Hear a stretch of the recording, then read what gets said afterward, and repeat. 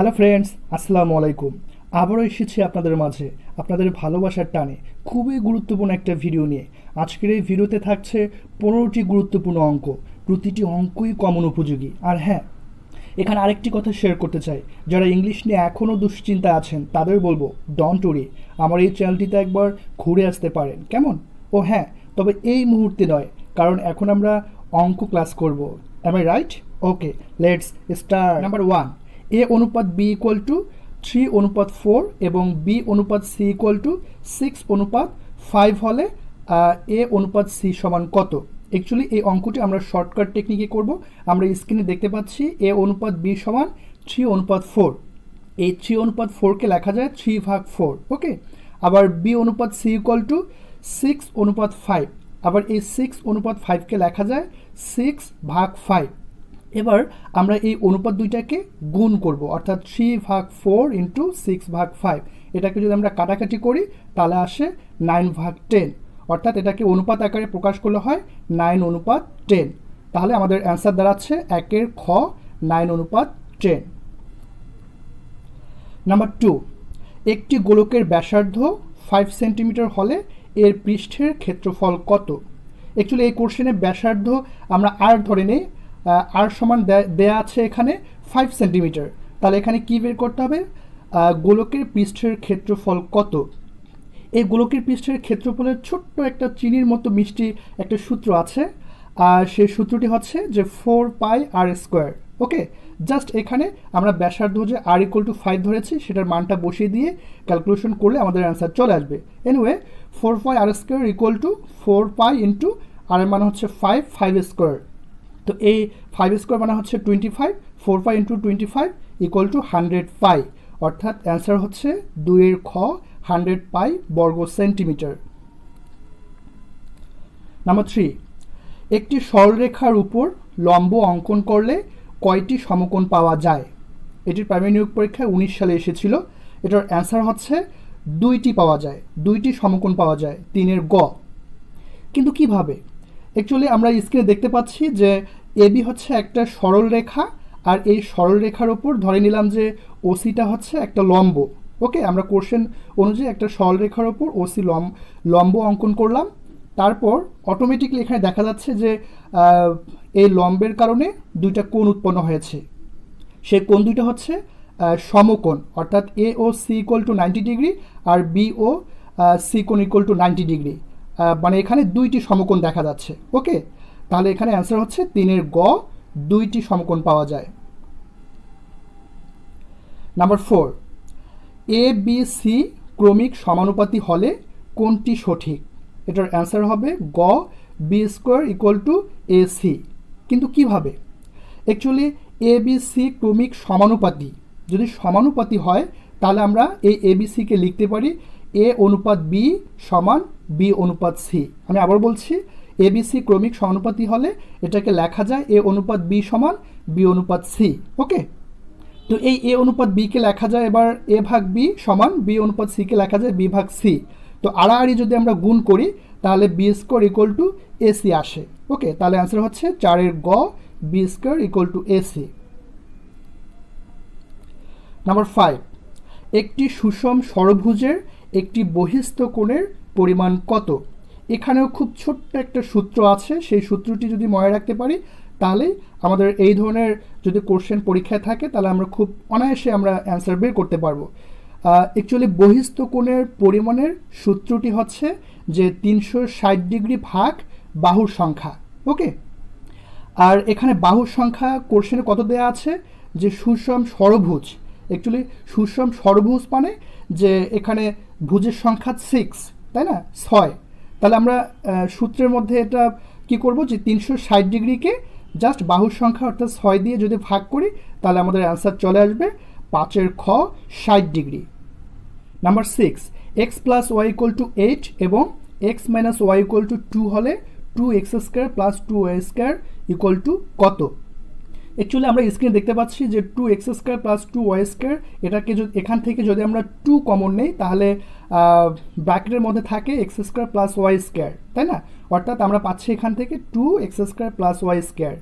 কিন্তু এটা হচ্ছে একটা সূত্র, আর এটাকে আমরা এভাবে লিখতে পারি যে 2x² plus y square equal to x plus y whole square plus x minus y whole square. আর এখানে এক্স প্লাস ওয়াইয়ের মান হচ্ছে 8 আর এক্স মাইনাস ওয়াইয়ের মান হচ্ছে 2। এই মানটা যদি বসিয়ে দিয়ে ক্যালকুলেশন করি তাহলে আসে 64 প্লাস 4 ইকুয়াল টু 68, অর্থাৎ 6-এর ঘ 68। খুবই ইজি অঙ্ক। নাম্বার 7, একটি কোণের মান তার পুরো কোণের মানের অর্ধেকের সমান, কোণটির মান কত? এটি 38তম বিসিএস পরীক্ষায় এসেছিল। অ্যাকচুয়ালি কোণটির মান আমরা ধরে নিই যে এক্স, ওকে। আর এখানে প্রশ্নে কি বলা আছে যে একটি কোণের মান তার পুরো কোণের মানের অর্ধেকের সমান। তো এখানে আমরা এতটুকু আগে বুঝে নিই যে একটি কোণের মান তার পুরো কোণ এই পর্যন্ত আমরা ধরে নিই যে ধরেছি আমরা একটা কোণ এক্স, তাহলে সেই এক্স কোণের পুরো কোণ কী হবে? পুরো কোণ মানে তো হচ্ছে 90 ডিগ্রি থেকে মাইনাস করা হয়, তাই না? তো 90 ডিগ্রি মাইনাস এক্স, মানে একটা কোণ যদি এক্স হয় তাহলে সেই এক্স কোণের পুরো কোণ হচ্ছে 90 ডিগ্রি মাইনাস এক্স। আমি আবারও হচ্ছে একটা এক্সাম্পল দিয়ে এটাকে ক্লিয়ার করে দিই। যেমন পরীক্ষা আসে না যে 50 ডিগ্রি কোণের পুরো কোণ কত, তো সেক্ষেত্রে আমরা কি করি যে 90 থেকে মাইনাস করি যে 90 মাইনাস 50 ইকুয়াল টু 40, মানে 50 ডিগ্রি কোণের পুরো কোণ হচ্ছে 40 ডিগ্রি। ঠিক এভাবে করি। তাহলে আপনারাই বলুন যে এক্স কোণের পুরো কোণ কত হবে? অবশ্যই 90 ডিগ্রি মাইনাস এক্স। ঠিক এটাই আমি এখানে বোঝাতে চাচ্ছি যে ধরলাম আমরা একটা কোণ এক্স এবং এই এক্স কোণের পুরো কোণ হচ্ছে 90 ডিগ্রি মাইনাস এক্স। এখন আমরা শর্ত মতে লিখতে পারি কোশ্চেন মোতাবেক যে x equal to 90 degree minus x divided by 2। কেন?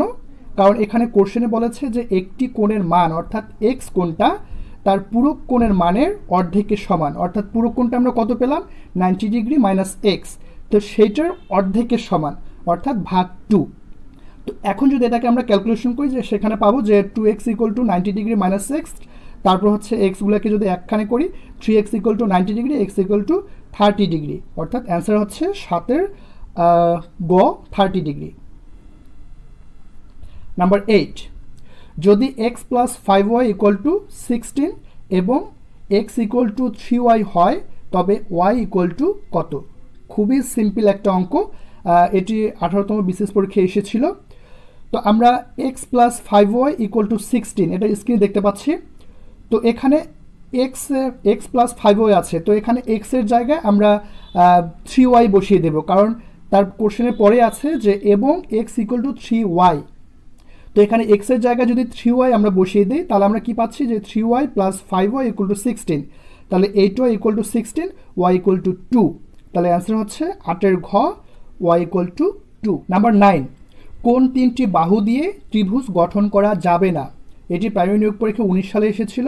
ঠিক এই ধরনের কোশ্চেন কিন্তু আরও বিভিন্ন পরীক্ষায় এসে থাকে, খুবই ইম্পর্টেন্ট একটা কোশ্চেন। তো এই অঙ্কটি করার ক্ষেত্রে আমরা ত্রিভুজ গঠন করার ক্ষেত্রে একটা শর্ত মনে রাখবো। সেই শর্তটি হচ্ছে যে ত্রিভুজের যে কোনো দুই বাহুর সমষ্টি তৃতীয় বাহু অপেক্ষা বৃহত্তর।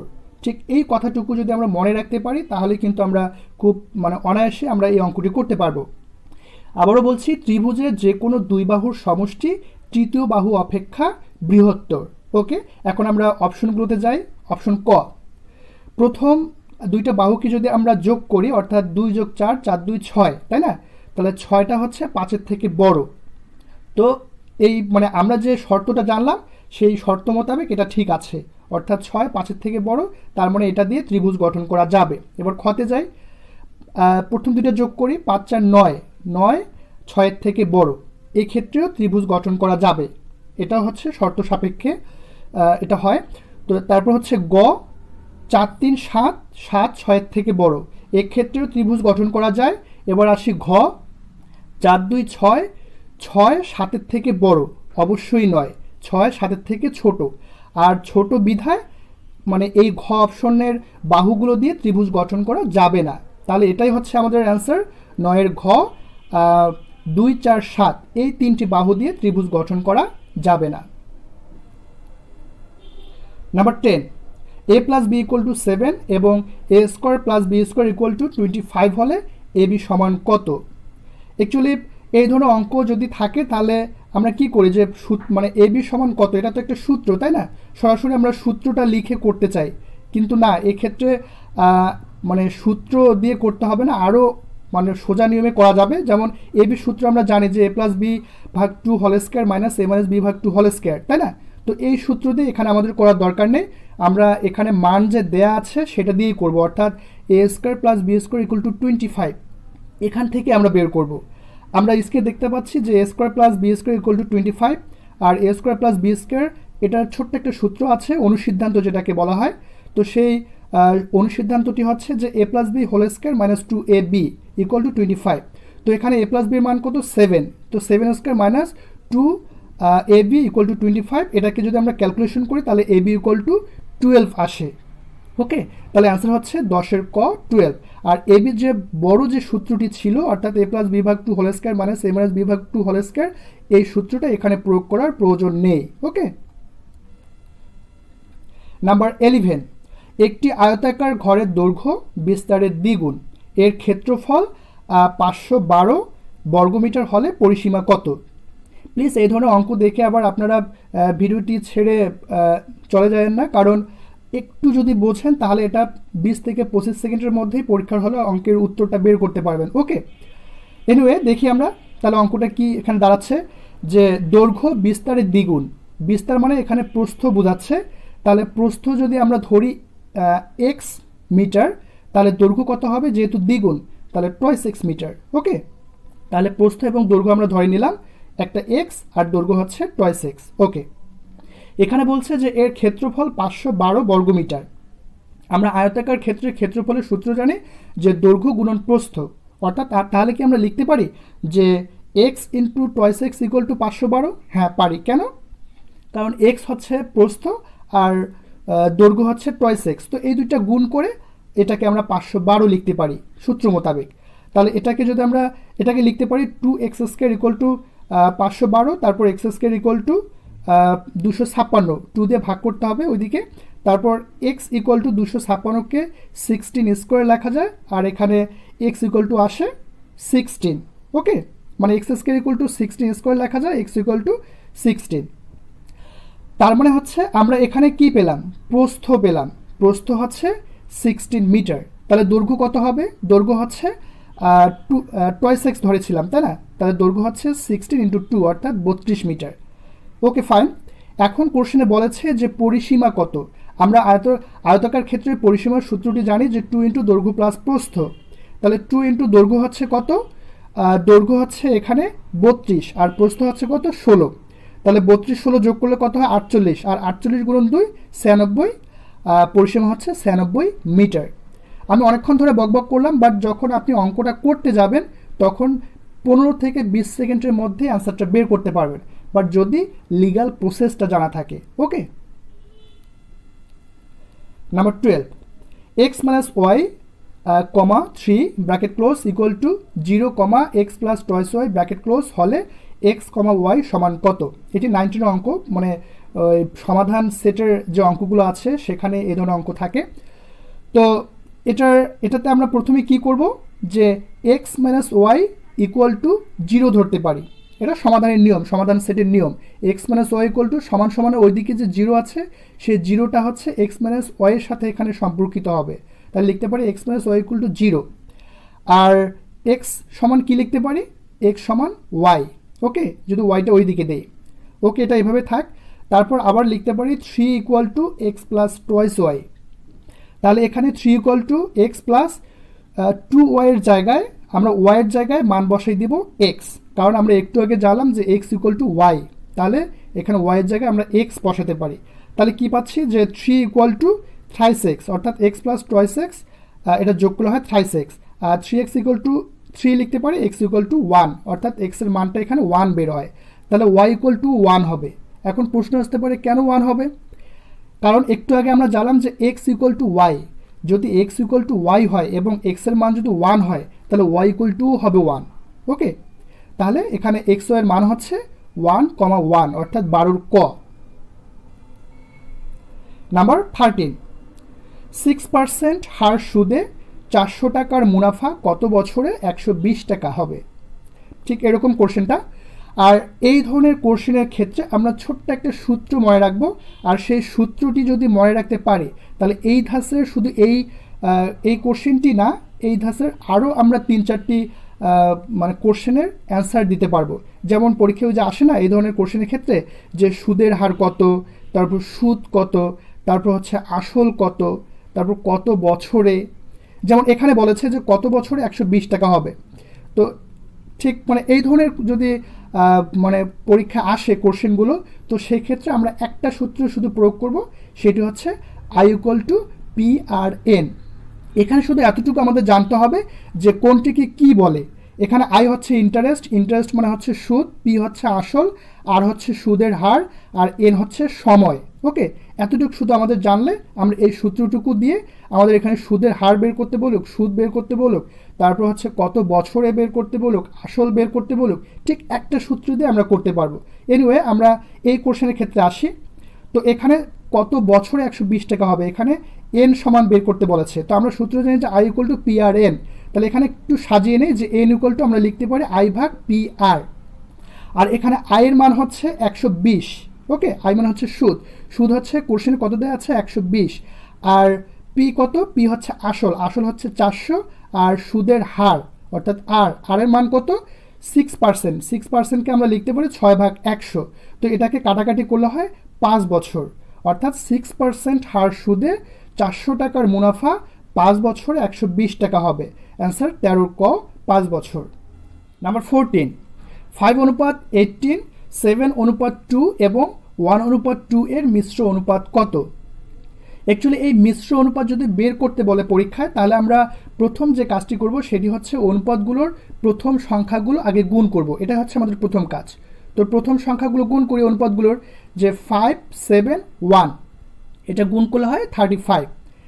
এবার দ্বিতীয় কাজ হচ্ছে যে অনুপাতগুলোর দ্বিতীয় সংখ্যাগুলো আমরা গুণ করব, অর্থাৎ 18, 2, 2, অর্থাৎ এখানে 18, 2, 2 গুণ করলে হয় 72। তো এই যেটা মানে গুণ করলাম, গুণ করে হচ্ছে দুইটা সংখ্যা পেলাম, তো সেই সংখ্যা দুইটাকে অনুপাতে প্রকাশ করব, অর্থাৎ অনুপাতে প্রকাশ করলে হয় 35:72। এটাই হচ্ছে আমাদের অ্যান্সার। খুব মজার না? অ্যান্সার হচ্ছে 14 গ, 35:72। নাম্বার 15, এ কোণ ও বি কোণ পরস্পর পূরক এবং কোণ দুইটির অনুপাত 3:2 হলে এ কোণের মান কত? খুবই ইজি একটা কোশ্চেন। এখানে কোশ্চেনে বলা হচ্ছে যে দুইটা কোণ দেওয়া আছে, এ কোণ বি কোণ, এরা পরস্পর পূরক কোণ এবং এদের অনুপাত হচ্ছে 3:2, আর এ কোণের মানটা বের করতে হবে। তা আমরা ধরে নিই যে এ কোণের অনুপাতটা হচ্ছে 3x এবং বি কোণটা হচ্ছে 2x। তাহলে কি আমরা লিখতে পারি যে 3x + 2x = 90 ডিগ্রি? হ্যাঁ পারি। কেন পারি? আমরা কেন 90 ডিগ্রি লিখলাম? কারণ এ কোণ এবং বি কোণ হচ্ছে পরস্পর পূরক কোণ। তাহলে আমরা লিখতে পারলাম যে 3x + 2x = 90 degree, 5x = 90 degree, x = 18, অর্থাৎ 18। আর আমরা এ কোণটা কত ধরেছিলাম, মানে অনুপাতটা 3x। তাহলে 3x = আমরা কত লিখতে পারি 3 × 18, অর্থাৎ গুণ করলে হয় 54। অ্যান্সার হচ্ছে 15 গ, 54। এখানে যদি কোশ্চেনে থাকে যে এ কোণের মান কত, এটা না থেকে যদি আসে বি কোণের মান কত, সেক্ষেত্রে আমরা খুব ইজিলি বের করতে পারবো। আমরা x = 18 পেয়েছি, তাই না? আর বি কোণের অনুপাত কত ধরেছি 2x, তার হচ্ছে 2 × 18, অর্থাৎ 18×2 = 36। যদি বি কোণের মান চাইতো সেই ক্ষেত্রে অ্যান্সার হতো 36, বাট এখানে এ কোণের মান চেয়েছে বিধায় এখানে অ্যান্সার হয়েছে 15 গ, 54। কেমন লাগলো ভিডিওটি? আশা করি আপনাদের ভালো লেগেছে। আর যদি ভালো লেগেই থাকে তাহলে প্লিজ অবশ্যই আপনারা একটা লাইক দেবেন এবং অন্যের মাঝে শেয়ার করবেন। কেমন? কারণ আপনার একটি শেয়ারে অন্যের বিশাল উপকার হতে পারে। আর সাবস্ক্রাইব করতে ভুলবেন না কিন্তু, কারণ কষ্ট করে ভিডিওগুলো আপনাদের জন্যই, আপনাদের উপকারের জন্যই আপলোড করে যাচ্ছি। তো কষ্টের বিনিময়ে জাস্ট আপনাদের কাছে সাবস্ক্রাইবটা তো আশা করতে পারি, তাই নয় কি? ওকে ফাইন, আজ এ পর্যন্ত। ইনশাল্লাহ আবারও দেখা হচ্ছে নেক্সট ভিডিওতে। ততক্ষণে আপনারা ভালো থাকুন, সুস্থ থাকুন, নিরাপদে থাকুন। আল্লাহ হাফেজ।